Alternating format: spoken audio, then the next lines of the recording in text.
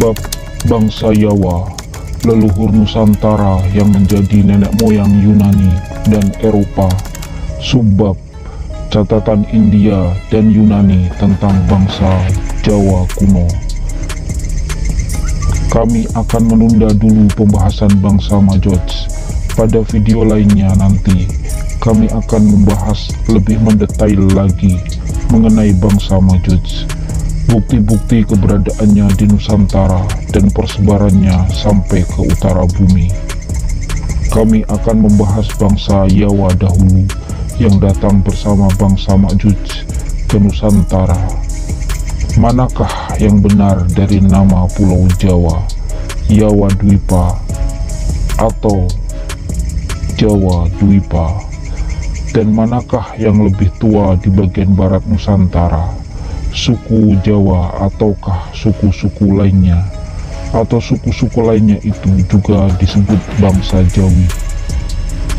Thomas Raffles dalam History of Jawa menyebut bahwa asal-muasal nama Jawa berasal dari kronik berbahasa Sangskerta yang menyebut Pulau Jawa sebagai Yawa Dwipa.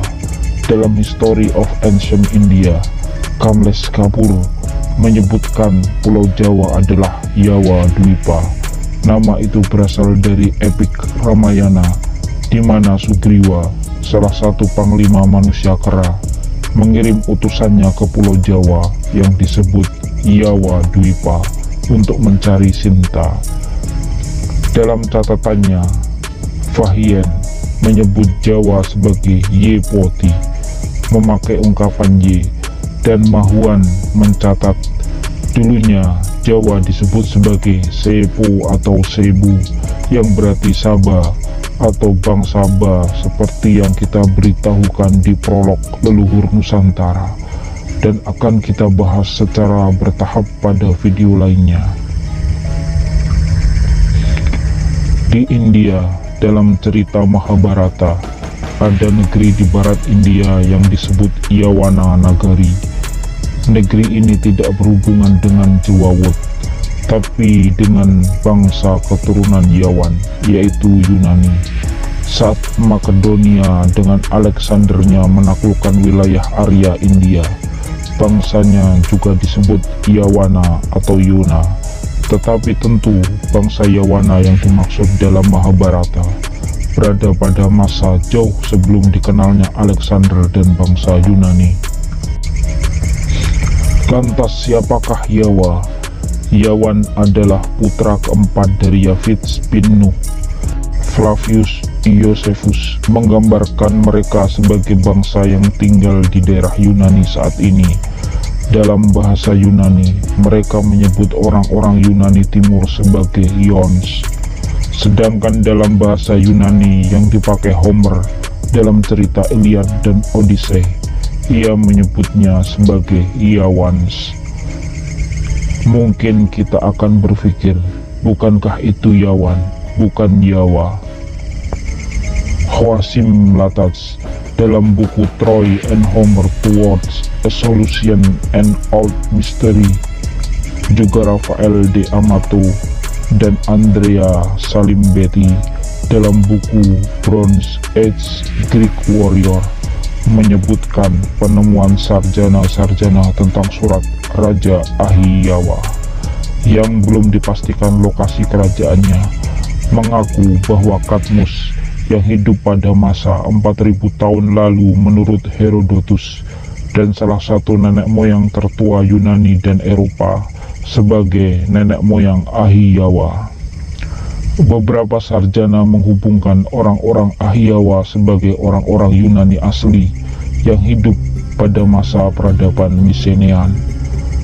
Peradaban ini sangat terpengaruh dengan bahasa dan budaya timur, terutama budaya Timur Tengah kuno dan daerah sekeliling Mediterania. Ahiyawa bisa jadi berasal dari pengaruh bahasa Semitik, di mana Ahi bisa berarti saudara atau orang-orang. Ahiyawa berarti orang-orang Yawa. Dalam Alkitab, Yafit memiliki 7 anak, yaitu Gomer, Majots, Madai, Yawan, Tubal, Mesek, dan Tiras. Sedang Yawan menurunkan Elisa, Tarsis, orang-orang Kitim, dan orang-orang Dodanim. Orang-orang zaman dahulu sering menggunakan nama orang tuanya sebagai nama kabilah dan negerinya. Begitu juga Tarsis ketika ia membangun sebuah negeri di Nusantara. Banyak sekali catatan Alkitab dan juga legenda-legenda Yunani yang menunjukkan bahwa Tarsis yang selama ini dihubungkan dengan orang-orang Yordania dan Mediterania purba yang tidak diketahui asal-usulnya, yang selalu menyembunyikan jalur pelayaran mereka, sebenarnya berasal dari Nusantara, dan akan kita bahas pada video lainnya. Lantas, manakah bangsa tertua di sebelah barat Nusantara? Apakah Jawa, Sunda, atau suku lainnya? Ada kota kuno yang disebut Jawa di Yordania yang berusia sekitar 6.000 tahun lalu, yang menjadi destinasi wisata sampai saat ini di Aman. Ada kerajaan Tanah Jawa di Simalungun, jantung Sumatera Utara, berusia sekitar 1200 sampai 1500 tahun lampau. Bahkan di manuskrip sejarah Raja-Raja Barus juga disebutkan orang-orang Jawa.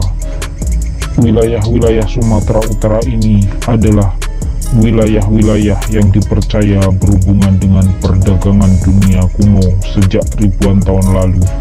Bahkan konon Gunung Amas dan Opir yang mengirim emas ke Nabi Sulaiman dari pedagang-pedagang Tarsis berada di tempat ini. Lebih lagi, konon dulu semua orang-orang Asia Tenggara yang berhaji, baik dari Sumatera, Malaysia, Thailand, atau Jawa, semua disebut orang-orang Jawi oleh orang Arab. Bahkan dalam serat dan kitab-kitab kuno, ketika leluhur Wali Songo dikirim ke Champa, Vietnam, dan ke daerah Asia Tenggara lainnya, mereka disebut sedang mengislamkan Bani Jawa. Selain itu, huruf-huruf Arab yang digunakan di setiap wilayah itu semuanya disebut sebagai huruf aksara Jawi. Lalu, manakah bangsa yang bisa dikatakan lebih kuno di Nusantara dari bangsa Jawa yang menjadi induk dari seluruh bangsa-bangsa itu?